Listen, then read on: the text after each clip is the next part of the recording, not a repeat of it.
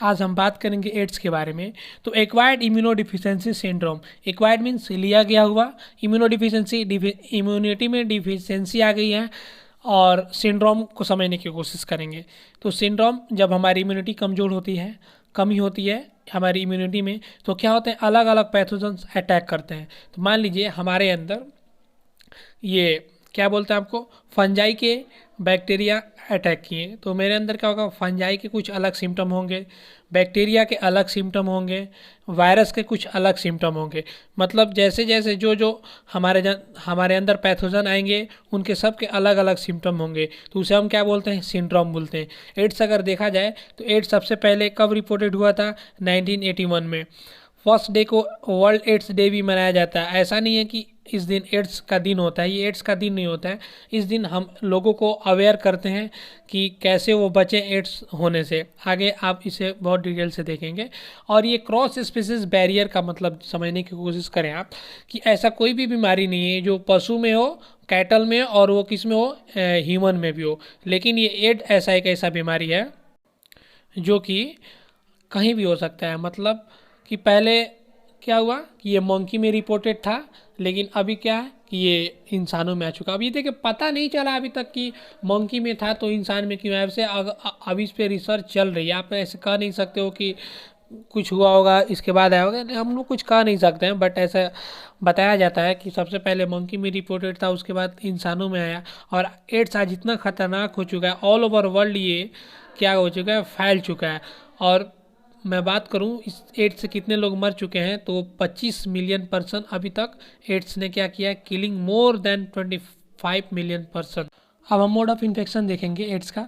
तो देखिए कोई भी मेल हो या फीमेल हो, अगर वो इन्फेक्टेड है पहले से, अगर उसके साथ आप सेक्सुअल कांटेक्ट हो रहे हो, तो आपको HIV का वायरस होने का पूरा खतरा है। दूसरा है transfusion of contaminated blood and blood product.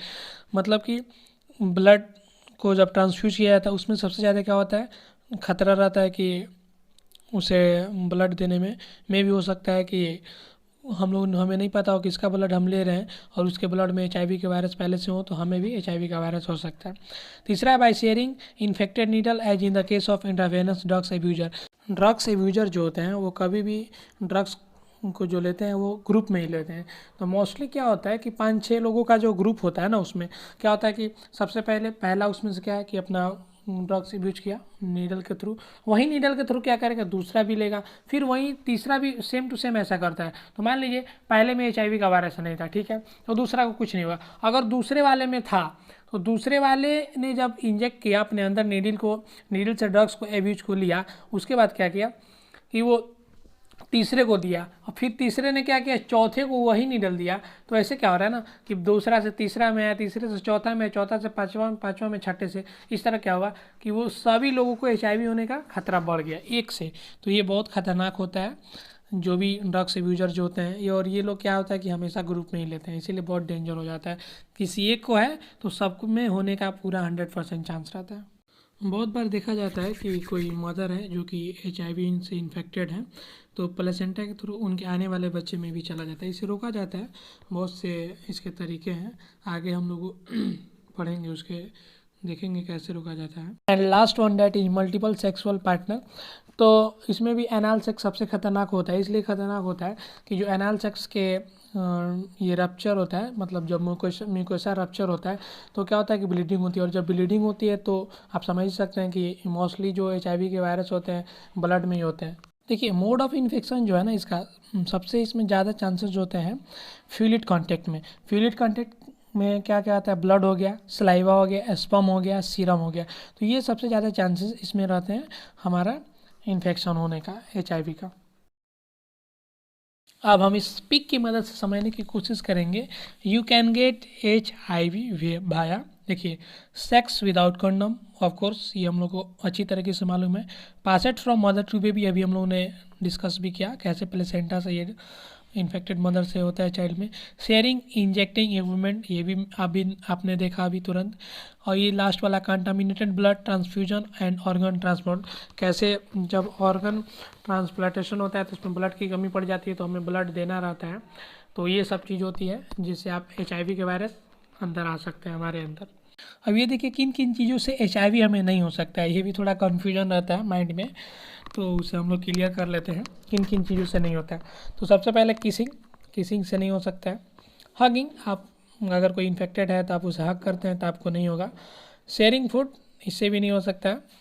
देखिए मेनली आपको मैं बताया अभी कि फ्लूइड कंटेक्ट की वजह से ये इन्फेक्शन होता है HIV का। इंसेक्ट बाइट्स, ये भी नहीं। टॉयलेट सीट, ये भी नहीं। बाथिंग, एक साथ नहा भी सकते हैं आप लोग, अगर कोई HIV का आपका, आप लोग नहा भी सकते हो। दूसरा है कि स्नीज एंड कॉफ, ये भी आप लोग कर सकते हो। एंड लास्ट वन स्वेट, इससे भी हमें HIV नहीं हो सकता है। देखिए ये एक मकसद क्या है इस चीज़ को समझने के लिए, अगर मान लीजिए हमारे पास कोई HIV के पेशेंट, तो अब ऐसे हमें नहीं बर्ताव करना चाहिए उनके सामने कि आप एड्स के पेशेंट हो, आपसे हम गले नहीं मिल सकते, नहीं हम उनसे गले मिल सकते हैं। स्ट्रक्चर ऑफ HIV की बात करेंगे तो स्ट्रक्चर ऑफ HIV में देखिए ये जो आपको कैप्सूल लाइक स्ट्रक्चर जो दिखाई दे रहा है ये सब होता है GP120, इसे बोलते हैं glycoprotein 120। Okay, after that green colour से जो आपको दिखाई दे रहा है this one, that is P17 and now this one is black colour में आपको दिखाई दे रहा है P24 जो कि कैस्पिड होता है, और ये आपको सिंगल स्ट्रैंड RNA होता है, और सिंगल स्ट्रैंड RNA के ऊपर एक रिवर्स ट्रांसक्रिप्टेड एंजाइम होता है। इसका फंक्शन हम लोग देखेंगे, इसका क्या फंक्शन है। और ये जो मेनली होता है ना स्ट्रक्चर ऑफ HIV, ये ज़्यादा ये मेनली प्रोटीन का ही होता है। तो ये स्ट्रक्चर ऑफ HIV था, इससे बहुत से क्वेश्चन आते रहे हैं, बेसिक स्ट्रक्चर ऑफ HIV है ये। ओके, अभी हम समझने की कोशिश करेंगे life cycle of HIV। Okay, खूब अच्छे से समझने की कोशिश कीजिएगा। मान लीजिए सपोर्ट कीजिए HIV का वायरस है और ये ह्यूमन है, कैसे आया मुझे और आपको मालूम हो गया कि भाई फ्लूइड कंटेक्ट की वजह से आया। ओके, ये HIV के कुछ टारगेट सेल होते हैं। ये सबसे पहले CD4 positive T alpha cell, macrophages, dendrite cell. Okay, उसके इसमें क्या होता है, ये जो सेल है ये सेल के पास CCR5 प्रोटीन रिसेप्टर होते हैं। HIV के वायरस को ये बहुत अच्छे तरीके से पहचानते हैं। तो सबसे पहले HIV के वायरस यहाँ इस रिसेप्टर पे आके स्टिक कर जाते हैं, उसके बाद इंटीग्रल करके इसके अंदर आ जाते हैं सेल के अंदर। उसके बाद ये क्या करते हैं, 2 से 3 मंथ ये करते हैं proliferation of HIV into target cell. जो इनका टारगेट सेल है ये इसमें अपने नंबर को खूब बढ़ाते हैं, कम से कम 2-3 महीना तक खूब बहुत ज़्यादा बढ़ा लेते हैं। उसके बाद अचानक से इसका स्टॉप अपने प्रोलिफरेशन को स्टॉप कर देते हैं 1 से 2 सालों तक। अब ये देखिए इसका कोई मैकेनिज्म नहीं है, कब ये स्टार्ट हो जाता है, कब ये शुरू हो जाता है, आप समझने की कोशिश कीजिए। अब ये 1 से 2 साल तक क्या है कि इसका स्टॉप है, कोई प्रोलिफरेशन नहीं हो रहा है यहाँ पे। तो यहाँ क्या होता है, अगर कोई उसी बीच में क्या होता है, उसी 1 से 2 ईयर के बीच में अगर कोई एंट्री ऑफ माइकोबैक्टीरियम ट्यूबरकुलोसिस, अगर ऐसा कोई बैक्टीरिया का उस पेशेंट के अंदर वो जाता है, फिर से क्या करते हैं ये स्टार्ट प्रोलिफरेशन, ये प्रोलिफरेशन स्टार्ट कर देते हैं। Okay, inside T cell and destroy T all cell for 1 and 2 years.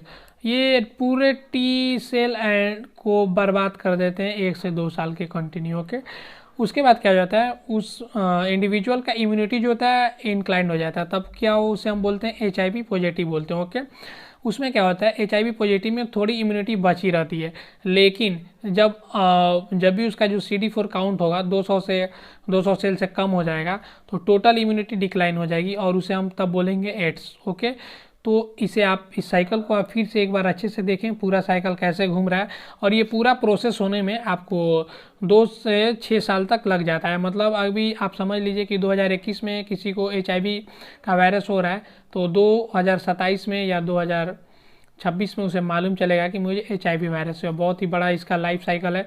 सबसे पहले आप बढ़िया से आप इसको समझने की कोशिश कीजिएगा। अगर आपको पहली बार में समझ में ना आए तो 1 से 2 बार 3 बार आप इस वीडियो को बार बार देखें, कैसे कहाँ पे स्टॉप हो रहा है, कहाँ पे स्टार्ट हो रहा है। आई होप कि आपको अच्छा समझ में आ जाएगा। ये जो हमारा NCERT बुक है उस पर जो डायग्राम दिया है उसे हम देखेंगे। ये हमारा रेट्रो वायरस हो गया, because retro virus example of HIV virus. तो ये रेट्रो वायरस हो गया और ये वायरस इन्फेक्ट कर रहा है हमारे नॉर्मल सेल को। ये पूरा आप देखें, ये पूरा जो है एनिमल सेल है, तो ये ग्रीन कलर का और ये जो ब्लैक कलर का आपको राउंड में दिखाई दे रहा है, ये प्रोटीन लेयर हो गया HIV का, जो आपको स्ट्रक्चर ऑफ HIV में आपको बताया गया। तो ये रेट्रो वायरस है। तो ये रेट्रो वायरस क्या कर रहा है कि वायरस इन्फेक्ट कर रहा है नॉर्मल सेल को, उसके बाद यहाँ आ रहा है। अब ये वायरल RNA सेल में इंट्रोड्यूस हो चुका है। अब देखिए यहाँ पे क्या होता है, ये वायरल RNA जो है वो कन्वर्ट हो जाता है वायरल डीएनए में। क्यों हो जाता है? क्योंकि ये हेल्प करता है, रिवर्स ट्रांसक्रिप्टिव एंजाइम जो होता है, इसके प्रेजेंस के with the help of this enzyme viral RNA is converted into viral DNA. When ever the viral DNA is converted and जब वायरल डीएनए जो होता है आपको वो कन्वर्टेड हो जाता है, वायरल आरएनए जो होता है वो जब कन्वर्टेड हुआ वायरल डीएनए में, तो आप यहाँ पे देखें इन इनकॉर्पोरेट इनटू होस्ट जीनोम, जो जो होस्ट होते हैं उनके, ये जो मान लीजिए ये सेल है, तो ये सेल में अंदर न्यूक्लियस होगा, न्यूक्लियस के बाद आपको क्या बोलते हैं, डीएनए भी है इसमें। तो न्यूक्लियस और डीएनए के साथ ये क्या होता है, ये सेल में मिक्स कर जाता है। मिक्स कैसे करता है? इसके पास जो वायरल डीएनए जो होता है उसके पास एक इंटीग्रेज होता है, ये इंटीग्रेज से यहाँ से थोड़ा सा कट करेगा फिर मिक्स हो जाएगा। अब पूरा ऐसे ऐसे करके अपना ये एरिया बना लेगा, कवर करेगा, और फिर ये क्या करेगा, न्यू वायरस आरएनए को प्रोड्यूस करेगा और फिर न्यू वायरस रेट्रोवायरस फॉर्म हो जाएंगे। तो ये हमारे एनसीईआरटी का जो साइकिल था उसे हमने अच्छे तरीके से समझ लिया। अभी हम एड्स के सिम्टम को देखेंगे। तो देखिए सिम्टम इसके दो तरीके के होते हैं, एक होता है अर्ली सिम्टम, एक होता है लेट सिम्टम। तो अर्ली सिम्टम जो होते हैं 2 से 3 साल में आने लगते हैं। तो अर्ली सिम्टम जो होता है flu like illness, bots of fever, fever का आना जाना, इलनेस हो जाना, डायरिया हो जाना, वेट का लॉस होना। और जो यही सिम्टम अगर आपको कंटिन्यू रह रहा है तो यही क्या कन्वर्ट हो जाता है हमारे लेट सिम्टम में। तो लेट सिम्टम में एक्चुअली होता है क्या है कि लार्ज लिम्फ नोड जो हमारे बॉडी के होते हैं बड़े हो जाते हैं, जनरलाइज हो जाते हैं, ट्यूमर बन जाता है। अगर ट्यूमर बन गया तो बहुत दिक्कत।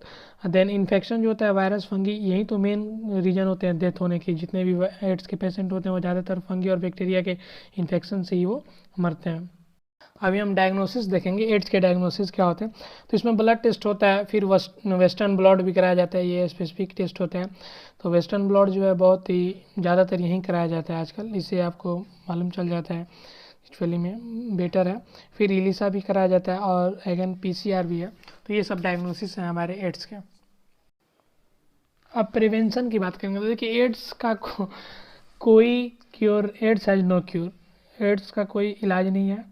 आप अगर इसे अर्ली सिम्टम में भी मतलब पा लेते हैं कि अर्ली सिम्टम में भी डायग्नोसिस कर लेते हैं आप, तो बस आप इसके लाइफ को प्रोलॉन्ग कर दीजिएगा। मतलब जो इंसान 1 साल जीने वाला उसे हम 1 साल और ये बढ़ा सकते हैं उसकी ज़िंदगी में। लेकिन इसका कोई परमानेंट क्योर नहीं है, इसीलिए प्रिवेंशन जो है हमारा बेस्ट ऑप्शन है।